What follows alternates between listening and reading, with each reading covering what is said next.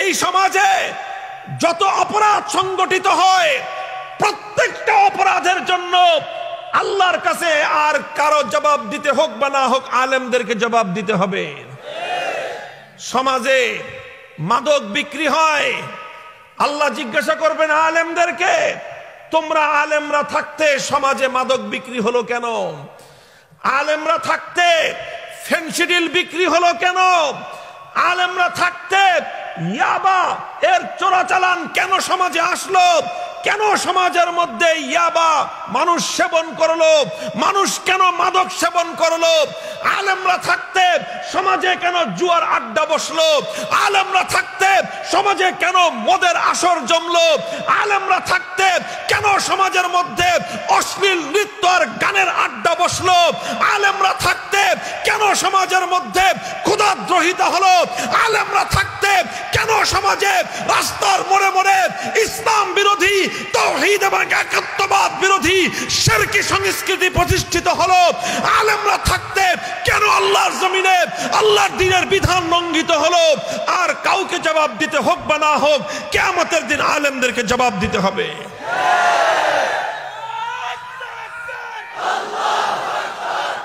আজকে বর্তমানে একটা জাহেলিয়াত চলছে আমাদের সমাজে। সেই জাহেলিয়াতটা সম্পর্কে আমি এখন দুই চারটা কথা যাই বলার বলি। কথা তো এমনি বেশি বলার সুযোগ পাই না, দু চারটা কথা যা বলি, এই একটা জাহেলিয়াতকে সমাজ থেকে বিদূরিত করবার একটা সংগ্রাম, একটা মিশন আর ভিশন নিয়ে আমি এখন মাঠে কথা বলতেছি। সেই জাহেলিয়াতটা হলো আমাদের এই সমাজ আলেমদেরকে কিভাবে মূল্যায়ন করে আর এই সমাজ আলেমদের কাছ থেকে কি চায় সেই বিষয়ে। আমাদের সমাজ ওলামায়ে কেরামকে বিয়ে পড়ানোর সময় কাজী হিসাবে, বিয়ে পড়ানোর হুজুর হিসাবে দেখতে পছন্দ করে। বিয়ে যদি কোনো কারণে গন্ডগোল লাগে, তালাক দেয়, তাহলে সেই তালাকের মাসলা জানার জন্য হুজুরদের পছন্দ হয়। তাও সবসময় পছন্দ হয় না। 3 তালাক দিয়ে ফেলাইলে তখন আর হুজুরে ভালো লাগে না। তখন যাই হোক, তারপরে হলো কেউ মারা গেলে জানাজার নামাজের ইমামতির জন্য হুজুরে পছন্দ হয়। তা আগে পছন্দ হইতো, সামনে যেই দিন পড়ছে আগামী দিনে তো আর হুজুরদেরকে নাকি জানাজায় লাগবে না।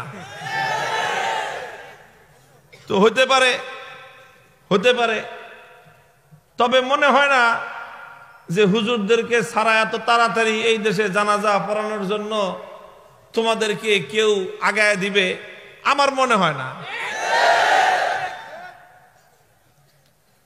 তোমার জানাজাটা পড়ানোর সময় তোমার পোলা চাইবে একজন হুজুরি পড়াক, আর তুমি যেভাবে বলছো তোমার বাবার জানাজা তুমি পড়াইবা, পড়ায়া ছবি দিও যে তুমি পড়াইতেছো, আর তোমার পিছনে জনগণ ইমামতিতে তোমার ইক্তেদা করে কেউ জানাজা পড়তেছে বাংলাদেশে, সেই মুসল্লিদের ছবিটা আমরা দেখতে চাই।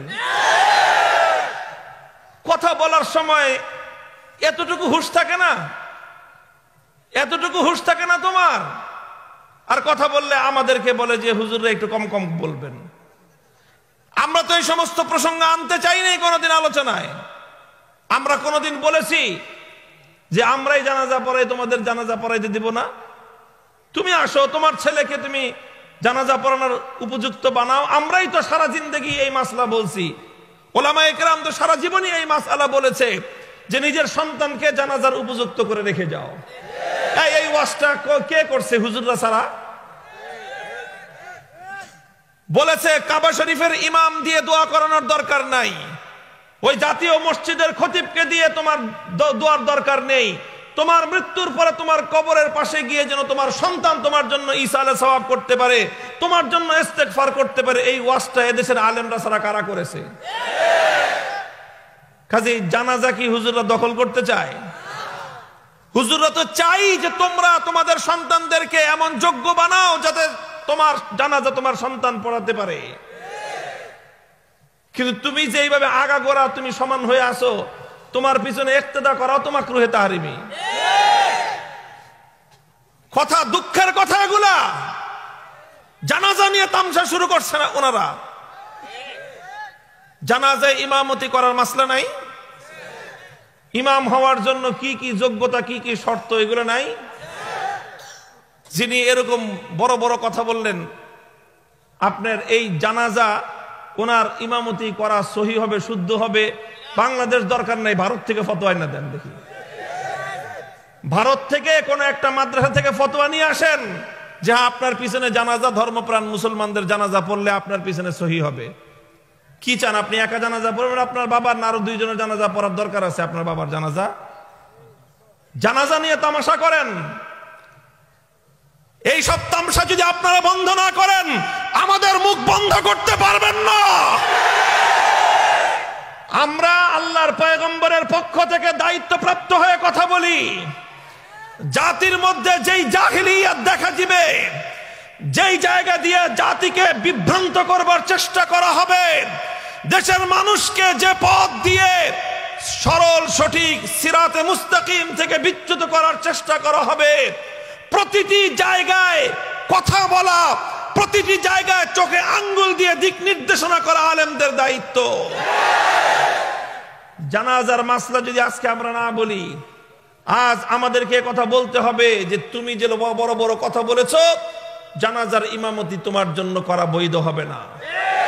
তুমি জানাজার ইমামতি করার আগে যোগ্যতা অর্জন করো, তুমি আগে তোমার কোরআন তেলাওয়াত সহি করো, জানাজার সমস্ত মাসাইলগুলি আগে মুখস্থ করো, তারপরে সুন্নতি লেবাসের কথা তোমাকে বলবো না, যেই ড্রেস আছে ওইটাই পরো, বাকি টাকনুর উপরে প্যান্ট পরো, ক্লিন শেপ হয়ে আসো। তুমি একজন ফাসেক, তোমার মুখের দাড়ি এক মুষ্টি লম্বা করো, তারপরে জানাজার জন্য ইমামতির জন্য সামনে যাও। আর না হলে তুমি যে হাত ভাঙতে চেয়েছো, জনগণ তোমার ঠ্যাং ভেঙে দিবে। কি আশ্চর্য কথা! ইমামতি এটা কি একটা তামসার ব্যাপার? তাও কি আবার জানাজার ইমামতি? জানাজার ইমামতি এরকম একজন ক্লিন শেপ মানুষের ইমামতিতে দেশের মানুষরা পড়বেন, আপনারা পড়বেন? আল্লাহ পাক রব্বুল আলামিন বুঝবার তৌফিক দান করেন। বলতেছিলাম, আলেমদের কাছ থেকে মানুষ জানাজার ইমামতি পর্যন্ত পছন্দ করে যে হ্যাঁ হুজুররা ইমামতি করুক। আর আর মিলাদের একটা মাসলা আছে, যারা মিলাদ টিলাদ পড়ে তারাও চায় যে আচ্ছা মিলাদটা হুজুররাই পড়ুক। হুজুরদের কাছ থেকে মিলাদ পর্যন্ত চায়, হুজুরদেরকে পছন্দ করে, হুজুরদের কাছ থেকে সহ্য করে মসজিদে ইমামতিটা হুজুররা করুক, এতটুকু পর্যন্ত চায়। জুমার খুতবার সময় খুতবাটা হুজুররা দিক, এটা চায়। বাবা মারা গেলে বাবার মৃত্যু বার্ষিকী বা বাবার জন্য ইসালে সওয়াব করতে হলে সেই ইসালে সওয়াবের দোয়াটা আর খতমটা হুজুররা পড়ুক, এটুকু পর্যন্ত এ জাতি আলেমদেরকে, হুজুরদেরকে মূল্যায়ন করতে প্রস্তুত আছে। অথচ ওলামায়ে কেরামের দায়িত্ব শুধুমাত্র 5 ওয়াক্ত নামাজের ইমামতি করা নয়, ওলামায়ে কেরামের দায়িত্ব শুধুমাত্র দোয়ার খতম পড়া নয়, বরং ওলামায়ে কেরামের দায়িত্ব হলো ব্যক্তি, দেশ, জাতি যেথায় যেখানে যখনই কোরআন বিরোধী, ইসলাম বিরোধী, আল্লাহর হুকুম বিরোধী কোন কার্যকলাপ হবে, গোটা দেশকে, গোটা জাতিকে সরল এবং সঠিক পথে পরিচালিত করবার জন্য যা যা করতে হয় প্রতিটি পদক্ষেপ গ্রহণ করা ওলামায়ে কেরামের জিম্মাদারি, আলেমদের দায়িত্ব আর কর্তব্য। আমি বিভিন্ন মাহফিলে একটা ঘটনার উদ্ধৃতি শোনাই। সহিহ বুখারী, সহিহ মুসলিম সহ সমস্ত হাদিসের কিতাবগুলোর মধ্যে ঘটনার উদ্ধৃতি বর্ণিত হয়েছে। খায়রুল কুরুন, সাহাবায়ে কেরামের সোনালী যুগের ইতিহাস। হযরতে আমির মুআবিয়া রাদিয়াল্লাহু তাআলা আনহু, তিনি যখন খলিফাতুল মুসলিমিন, উম্মতে মুসলিমার ৫ম খলিফা হিসেবে তিনি যখন খেলাফতের মসনদে সমাসীন, শাম ছিল আমির মুআবিয়ার রাজধানী। তিনি হজের সফরে এলেন মক্কা মদিনায়, মক্কা শরীফে হজ করে মদিনা শরীফে এলেন। ফাকাদা আলা মিম্বারি রাসূলিল্লাহি সাল্লাল্লাহু আলাইহি ওয়াসাল্লাম, মদিনায় এসে আল্লাহর নবীর মসজিদে নববীতে বসলেন। সেই মিম্বার, যেই মিম্বারে আল্লাহর নবী বসতেন, ফাখরাজা কুবজাতাম মিন শারিন, মিম্বরে বসে হযরতে আমির মুয়াবিয়া রাদিয়াল্লাহু তাআলা আনহু এক মুষ্টি আলগা চুল, পর চুল তিনি বের করলেন। বের করে মদিনার মসজিদ নববীতে মিম্বরে রাসূলুল্লাহ সাল্লাল্লাহু আলাইহি ওয়াসাল্লাম আল্লাহর নবীর মিম্বরের উপর বসে প্রশ্ন করলেন, আইনা উলামাউকুম, আইনা উলামাউকুম, হে আলেম সমাজ, 100 বছরের এই ঐতিহ্যবাহী দ্বীনি ইদারার কর্ণধার, এই ইদারা থেকে 125 বছরে যে সকল আলেমরা তৈরি হয়েছেন, তাদের সন্তান, তাদের উত্তরসূরিরা এখানে আছেন। শুনে রাখেন, নবীর সাহাবী মুয়াবিয়া রাদিয়াল্লাহু তাআলা আনহু দেখলেন যে মদিনার বাজারের মধ্যে নিষিদ্ধ পণ্য বিক্রি হয়। কোন পণ্য? নিষিদ্ধ পণ্য। ইসলামে আল্লাহর পয়গম্বরের স্পষ্ট হাদিস অনুযায়ী আলগা চুল ব্যবহার করা হারাম। লানাল্লাহুল ওয়াসিলাত ওয়াল মুস্তাওসিলাত। অনেকে টাক মাথা ঢাকার জন্য আলগা চুল লাগায়, আর মহিলারা তারা তাদের চুলের খোপা বড় করে দেখানোর জন্য আলগা চুল ব্যবহার করে। যাদের মাথায় চুল কম, বেশি চুল দেখানোর জন্য আলগা চুল ব্যবহার করে। আলগা চুল যদি আর্টিফিশিয়াল হয়, কি হয়? আর্টিফিশিয়াল বুঝেন? আর্টিফিশিয়াল মানে হলো আসল চুল না, বরং নকল চুল। এটা সুতা দিয়ে বানানো অথবা অন্য কোনো প্লাস্টিক দিয়ে বানানো, পাট দিয়ে বানানো, এরকম আর্টিফিশিয়াল যদি হয় তাহলে ক্ষেত্র বিশেষে নকল চুল ব্যবহার করা জায়েজ আছে। ক্ষেত্র বিশেষ মানে কোনো এক মেয়ে নিজেকে একটু সুন্দরী রূপসী করে সাজায় নিজের স্বামীর সামনে স্বামীর মন সন্তুষ্ট করতে চায়, তাহলে এটা তার জন্য জায়েজ। কিন্তু পাত্র দেখতে আসছে পাত্রী, এখন পাত্রীপক্ষ মাথার মধ্যে আলগা চুল লাগায় ধোঁকাবাজি করলো, প্রতারণা করলো, এটা হবে হারাম। এটা হলো আর্টিফিশিয়াল চুলের মাসলা। কিন্তু একজনের মাথার চুল কাটা হলে সেই চুল নিয়ে আরেকজনের মাথায় লাগানো, এখন তো আমাদের বাংলাদেশের, আগে শহরাঞ্চল ছিল, এখন তো গ্রামে গ্রামে বিউটি পার্লারের সরাসরি। আগে মেয়েরা নিজেরা সাজগোজ করলেই হইতো, এখন আর নিজেরা সাজগোজ করলে হয় না, এখন ওই একেবারে বিউটিশিয়ান দিয়ে সাজায় আনতে হয়। এই যে সাজগোজ করে এরা, এখানে বড় বড় চুল, মেয়েরা গিয়ে বব কাটিং করে, 1.5 হাতের লম্বা চুল, এটা কেটে 1 হাত কেটে খাটো করে নিয়ে আসে। ওই যে চুল যে কেটে রাখে, এই চুলগুলো কি করে জানেন? এই চুলগুলো বিউটি পার্লার থেকে বিক্রি হয়। এই চুলগুলো কিনে নিয়ে এটাকে সিস্টেম করে এগুলো আবার মার্কেটে বিক্রি হয়। যারা আলগা চুল ব্যবহার করে তারা ওই চুল কিনে এনে মাথায় লাগায়।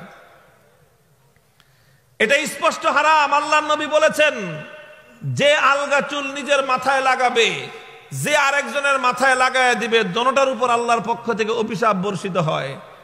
তারা মালউন, তারা অভিশপ্ত। খবরদার এই কাজ কেউ কোনোদিন করবেন না। বলার উদ্দেশ্য ছিল, এটা তো হারাম। হযরত মুয়াবিয়া রাদিয়াল্লাহু তাআলা আনহু মদিনায় এসে দেখলেন, মদিনার বাজারে, মার্কেটে এরকম আলগা চুল বিক্রি হয়। আচ্ছা বলেন তো, মার্কেটে একটা জিনিস বিক্রি হয়, এর দ্বারা কি বোঝা যায়? কি বোঝা যায়? যে এটার কাস্টমার সমাজে আছে না নাই? কাস্টমার যদি না থাকে, দোকানে মাল বিক্রি হবে? তাহলে আলগা চুল দোকানে বিক্রি হয় মানেটা কি? আলগা চুলের ব্যবহারকারী কাস্টমার মদিনাতে আছে, অথচ এই আলগা চুল ব্যবহার করা হারাম। তো হারাম জিনিস মার্কেটে বিক্রি হচ্ছে। খলিফাতুল মুসলিমিন আমির মুয়াবিয়া রাদিয়াল্লাহু আনহু তিনি এই প্রশ্ন করেন নাই যে মদিনার বাজার কমিটির সভাপতি কোথায়। উনি এটাও প্রশ্ন করেন নাই যে মদিনার বাণিজ্য মন্ত্রী কোথায়। প্রশ্ন এটা করেননি যে মদিনার আইন শৃঙ্খলা রক্ষাকারী বাহিনীর প্রধান কোথায়। প্রশ্ন করেননি মদিনার গভর্নর কোথায়, মদিনার ওয়ালি কোথায়। সর্বপ্রথম তার প্রশ্ন ছিল, আইনা উলামাউকুম, হে মদিনার আলেমরা তোমরা কোথায়। কেন তিনি আলেমদেরকে জিজ্ঞাসা ডেকেছেন? এই বর্ণনা সহিহ বুখারী শরীফ সহ সমস্ত হাদিসের কিতাবগুলোর মধ্যে বর্ণিত হয়েছে। ব্যাখ্যাকারগণ লিখেছেন, মুআবিয়া রাদিয়াল্লাহু আনহু বিমাহজারিম মিনাস সাহাবা, শত শত সাহাবায়ে কেরামের উপস্থিতিতে, আইনা উলামাউকুম, আলেমদেরকে জবাবদিহিতার কাঠ গড়ায় দাঁড় করিয়ে তাদের কাছ থেকে জানতে চান, বলুন আপনারা জীবিত থাকতে মদিনার বাজারে হারাম পণ্য কেন বিক্রি হবে? মদিনার বাজারে হারাম পণ্য বিক্রি হয়, অথচ উলামায়ে কেরাম মদিনা শহরে আছেন। কিয়ামতের দিন আল্লাহর কাছে আপনাদেরকে এর জন্য জবাব দিতে হবে। মুহতারাম হাজিরিন, ব্যাপারটা অনেক জটিল, বুঝবার বিষয়। এই সমাজে যত অপরাধ সংগঠিত হয়, প্রত্যেকটা অপরাধের জন্য আল্লাহর কাছে আর কারো জবাব দিতে হোক বা না হোক, আলেমদেরকে জবাব দিতে হবে। সমাজে মাদক বিক্রি হয়, আল্লাহ জিজ্ঞাসা করবেন আলেমদেরকে, তোমরা আলেমরা থাকতে সমাজে মাদক বিক্রি হলো কেন? আলেমরা থাকতে ফেনসিডিল বিক্রি হলো কেন? আলেমরা থাকতে ইয়াবা এর চোরাচালান কেন সমাজে আসলো? কেন সমাজের মধ্যে ইয়াবা মানুষ সেবন করলো? মানুষ কেন মাদক সেবন করলো? আলেমরা থাকতে সমাজে কেন জুয়ার আড্ডা বসলো? আলেমরা থাকতে সমাজে কেন মদের আসর জমলো? আলেমরা থাকতে কেন সমাজের মধ্যে অশ্লীল নৃত্য আর গানের আড্ডা বসলো? আলেমরা থাকতে কেন সমাজের মধ্যে ক্ষুধাদ্রোহিতা হলো? আলেমরা থাকতে কেন সমাজে রাস্তার মোড়ে মোড়ে ইসলাম বিরোধী, তাওহীদ এবং একাত্মবাদ বিরোধী শিরকি সংস্কৃতি প্রতিষ্ঠিত হলো? আলেমরা থাকতে কেন আল্লাহর জমিনে আল্লাহর দ্বীনের বিধান লঙ্ঘিত হলো? আর কাউকে জবাব দিতে হোক বা না হোক, কিয়ামতের দিন আলেমদেরকে জবাব দিতে হবে।